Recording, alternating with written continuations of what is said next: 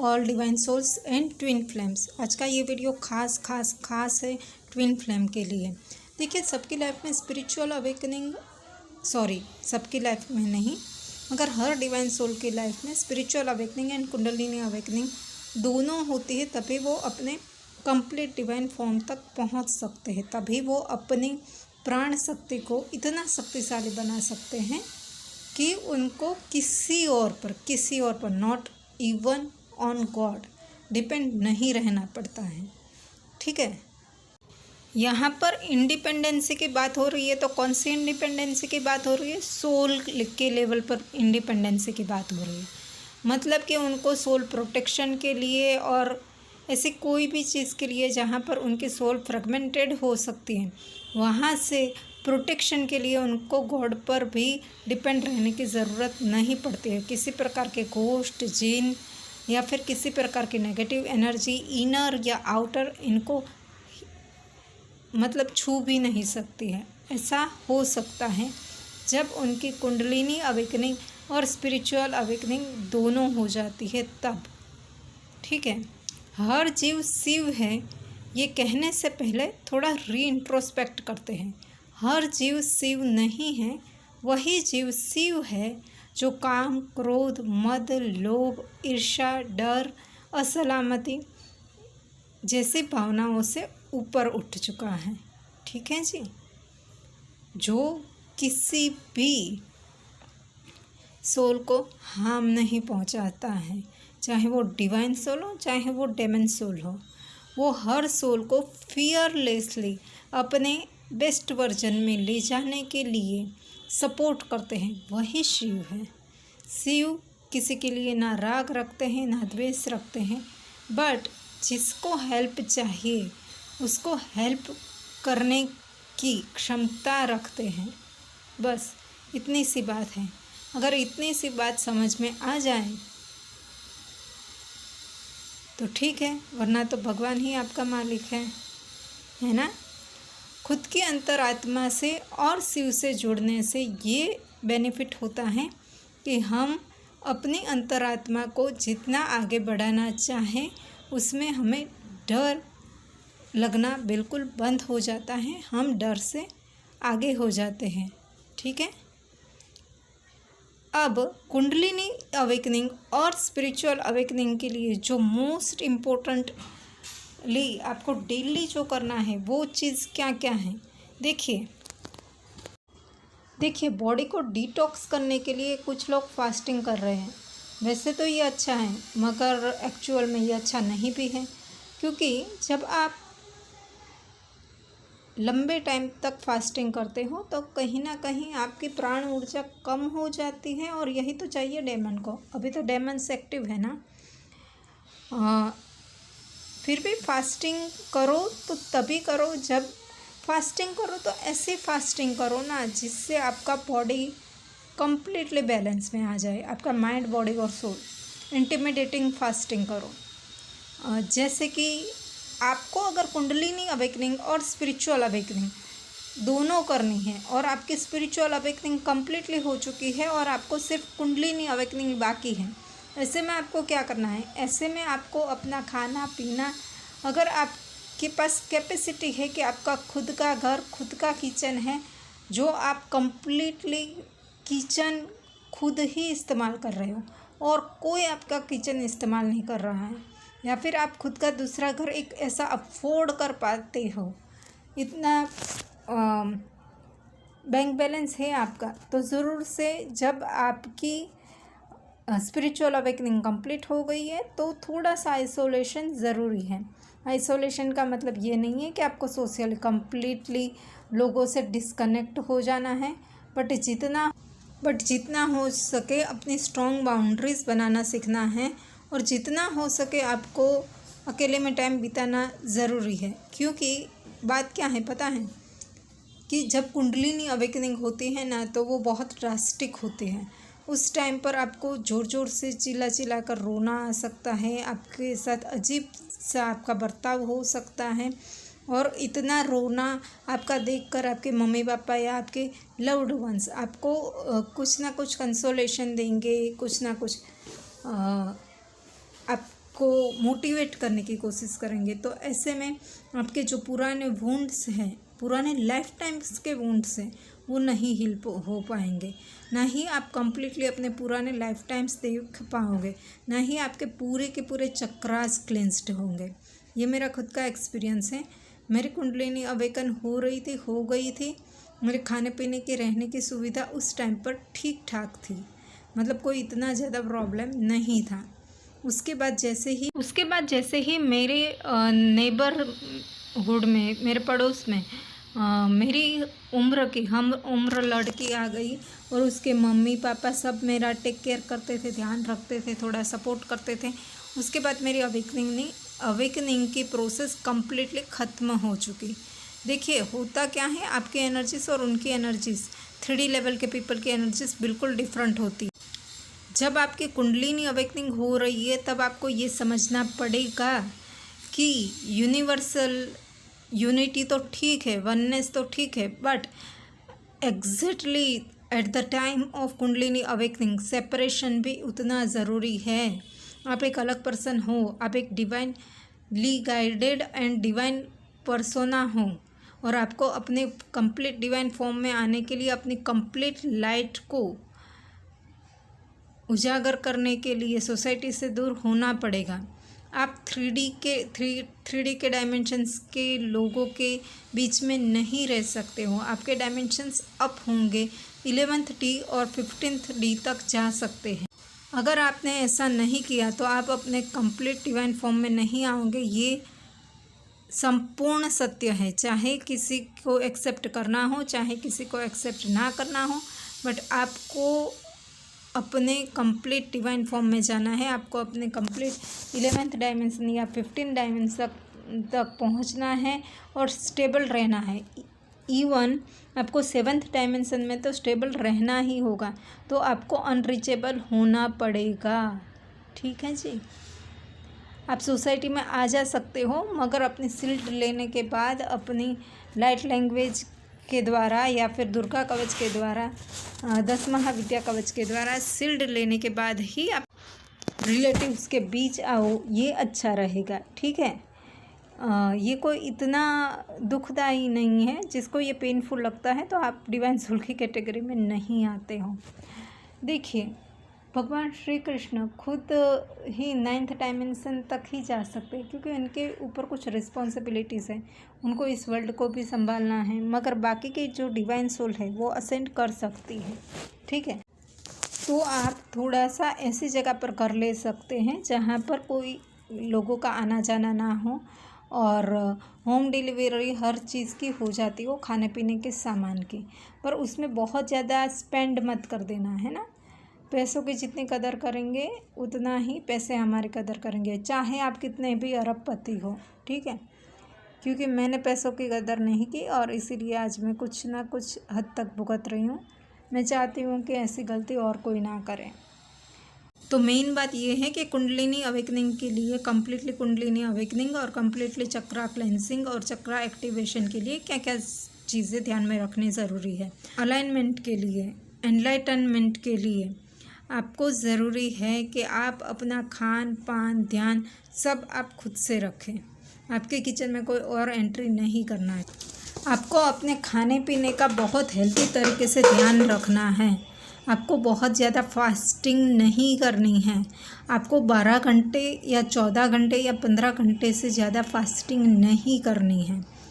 आपको हमेशा लिक्विड या पानी लेते रहना है। अभी इसकी पूरी डाइट होती है। सुबह भूखे पेट आपको चाइनीज़ जो ककड़ी होती है, सलाद की स्पेशल ककड़ी, उसके ऊपर थोड़ा सा फास्टिंग वाला सोल्ट, ओके, फास्टिंग का जो सोल्ट आता है, उपवास के लिए जो यूज़ किया जाता है, वो नमक और ब्लैक पेपर, है ना। ब्लैक पेपर को हिंदी में मरी कहते हैं, तीखे कहते हैं।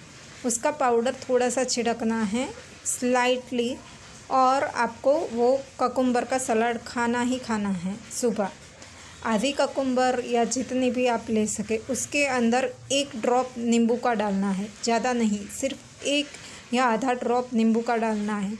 ठीक है, उसके बाद आप अपनी दिनचर्या स्टार्ट कर सकते हैं। थोड़ी देर के बाद, आधे पौने घंटे के बाद आप ग्रीन टी ले सकते हैं, या आप नॉर्मल टी पीना चाहें तो नॉर्मल टी के साथ कुछ नाश्ता कर सकते हैं। पर वो नाश्ता बिल्कुल तला भुना नहीं होना चाहिए। वो नाश्ता ऐसा होना चाहिए जैसे रोटी हो गई ताज़ी बनाई हुई, जैसे चिल्ले हो गए, है ना, ऐसा ही नाश्ता होना चाहिए। ओट्स हो गए, है ना, हल्का फुल्का सा नाश्ता, पोहा हो गए, बट आपने खुद के हाथ से हर चीज़ बनानी है, ठीक है। तो ऐसा नॉर्मल नाश्ता आप कर सकते हो। आप खाखरा खा सकते हो, या फिर ब्राउन ब्रेड के साथ चाय ले सकते हो। उसके बाद आपको 11 या 11:30 बजे दोपहर के 3, 4, 5 रोटी, 11 से लेकर 2 बजे के बीच में आपको 4 से 5 रोटी खानी है। और उसके साथ आपको 2 या 3 टाइप की दाल मिक्स की हुई, तूर की दाल थोड़ी सी ज़्यादा होगी, उसके अंदर लौकी भी ऐड कर देनी है। बॉईल करते टाइम कुकर में, जब आप प्रेशर कुकर में विसल लगाओ तब लौकी उसमें डाल देनी है, मतलब लौकी कम्प्लीटली बॉइल्ड हो जानी चाहिए, ठीक है। इस दाल के साथ आप अपने पसंद की कोई भी एक सब्ज़ी भी ले सकते हो, ग्रीन सब्ज़ी, ठीक है जी। तो ये दाल या रोटी के साथ, दाल 2 कटोरी, है ना, और उसके साथ 4-5 रोटी के साथ आप दही या बटर मिल्क, छाछ, जो भी आपको अच्छा लगे वो थोड़ा सा ले सकते हो। उसके बाद 2 बजे से लेकर 4 बजे के बीच, 2 बजे से लेकर 4 बजे के बीच में आपको किसी भी फ्रूट के ऊपर black pepper and fasting salt छिड़क के खा सकते हो अगर भूख लगती है तो। वो आप अपनी इंट्यूशन के अनुसार ही करना, ठीक है। कुंडलिनी अवेकनिंग कोई खाने का खेल नहीं है, ये बात ध्यान में रखना। उसके बाद शाम के 6 या 7 बजे के बीच में आपको करना है खिचड़ी, ठीक है, तड़का लगाई हुई खिचड़ी कुकर के अंदर, ठीक है। उस खिचड़ी के अंदर आप सिर्फ़ और सिर्फ मूंग की दाल यूज़ करेंगे, और बाकी आपको कोई भी वेजिटेबल्स डालने हैं। थोड़ा बहुत अगर आपको पोटैटोज़ खाने की आदत है तो थोड़ा सा, आधा सा पोटैटोज़ डाल सकते हैं, लौकी थोड़ी सी डाल सकते हैं, जो भी आपको अच्छा लगे वो वेजिटेबल्स डाल सकते हैं, ठीक है। उसके साथ, खिचड़ी के साथ दही खाना है, और उसके बाद रात को सोते टाइम आपको 9 बजे 1 आध या 2 केले और उसके साथ थोड़ा सा दूध पीना है। ये ज़रूरी है, ये मस्ट ज़रूरी है। और रात को 9 बजे से लेकर सुबह के 9 बजे तक हो सके तो आपको नहीं कुछ खाना है, ठीक है। या रात के 9 बजे से लेकर सुबह के 7 बजे तक आपको कुछ भी नहीं खाना है। 9 बजे के बाद आप घर में ही वॉकिंग कर सकते हो या बाहर वॉकिंग करने जा सकते हो, मगर किसी से इंटरेक्ट नहीं करना है, ठीक है। अब आपको एनर्जी एक्सचेंज नहीं करना है, ये बात का ध्यान रखना है। अब आती है बात कि आपको ये हर रोज़ यही खाना रिपीट करना है तो नहीं। आप एक दिन सुबह ओट्स बना सकते हो, एक दिन पोहा बना सकते हो, इस तरीके से हेल्दी चीज़ें कर सकते हो। शाम को एक दिन, हफ्ते में 3 दिन खिचड़ी ही बनानी है, और बाकी के दिन जैसे ट्यूसडे को खिचड़ी नहीं खा सकते, सैटरडे को खिचड़ी नहीं खा सकते, संडे को खिचड़ी नहीं खा सकते हैं तो मत बनाइए, है ना। उस टाइम पर आप बना सकते हैं पास्ता जो बनाने में बहुत इजी होता है। फिर उपमा बना सकते हैं। ज़्यादा हेवी डाइट मत बनाना, कभी पुलाव बना लेना, ऐसे चेंज करके बना लेना। फणसी का ज़्यादा यूज़ करो, ग्रीन मटर का ज़्यादा यूज़ करो अगर सीजनल है तो, कैबेज का थोड़ा ज़्यादा यूज़ करो, है ना। तो इस तरीके से हफ्ते में एक दिन आपको मखाना को घी में भुनने के बाद 1 कप दूध के साथ लेना है। तो एक दिन तो ये फिक्स ही है कि मखाना के साथ दूध लेना है, ठीक है। तो आपका डाइट एकदम इजी हो जाएगा। सुबह के डाइट में आप सुबह आप एक दिन ककड़ी ले सकते हो, एक दिन नारियल पानी ले सकते हो, एक दिन टोमेटोस और ककुम्बर का सलाद ले सकते हो। ऐसे आप थोड़ा थोड़ा चेंज कर सकते हो। जितना हो सके आपको ये ध्यान रखना है कि आपने एक मील ले लिया, उसके बाद बीच में बार बार खाते नहीं रहना है।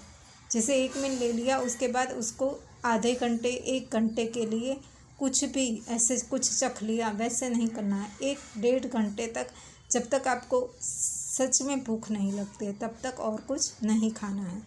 ठीक है जी। और आपको अपनी डाइट के लिए ही पूरा टाइम देना पड़ेगा।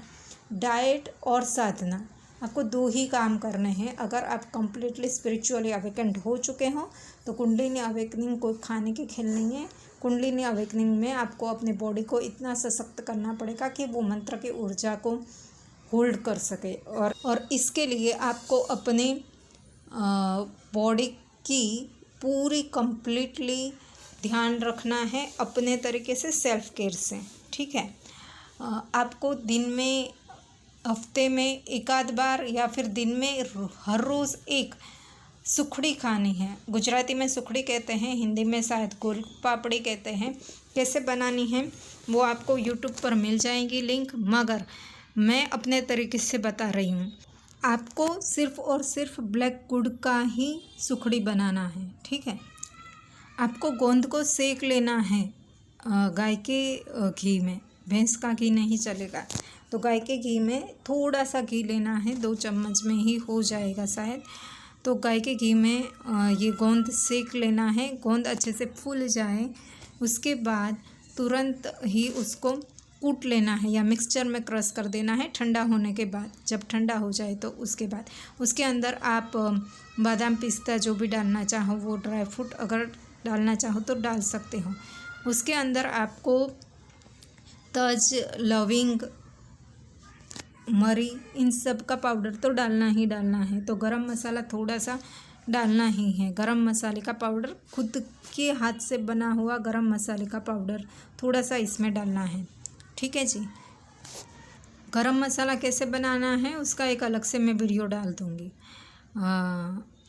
तो ये गरम मसाले का पाउडर थोड़ा सा इसमें डालना है।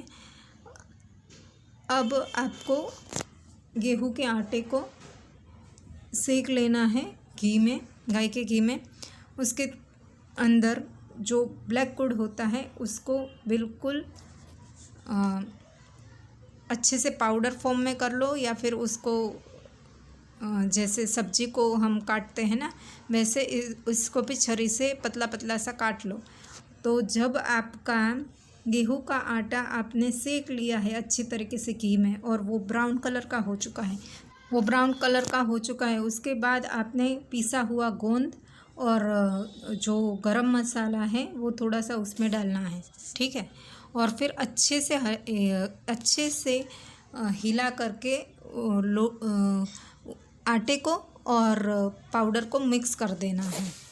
उसके तुरंत बाद आपको उसमें अपने कटा हुआ जो इस सुखड़ी में से आपको हर रोज़ एक पीस सुखड़ी थोड़ा सा रोटी की जो तवी होती है उसमें खाने से पहले थोड़ा सा गरम करने के बाद ही खाना है।